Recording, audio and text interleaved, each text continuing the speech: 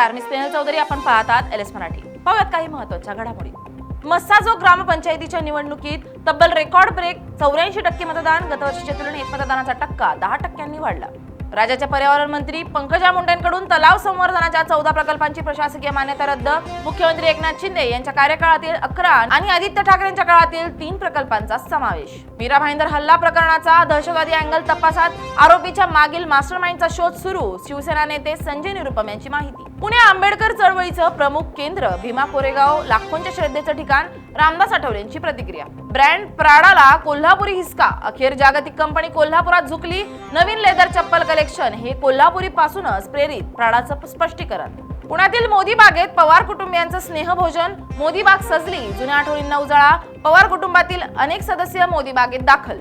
शिरोली पुलाची हदरलं. नराधम शाहीरला बेड्या. संतापलेल्या गावकऱ्यांनी गाव केलं बंद. ग्रामपंचायतीने तोडलं घराचं पाणी.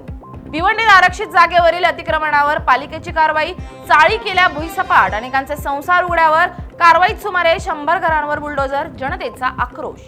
पुणे लहोगावमध्ये घराशेजारीच गांजाची शेती. 6 लाखांची झाडे जप्त. आरोपी पोलिसांच्या जाळ्यात. पंढरपूरमध्ये वाढत्या तापमानामुळे कारने घेतला पेट. तात्काळ अग्निशमन दलाने घटनास्थळी दाखल होऊन आग आटोक्यात आणली. मात्र कार जळून खाक. या होत्या काही महत्त्वाच्या घडामोडी. पाहत रहा एलएस मराठी.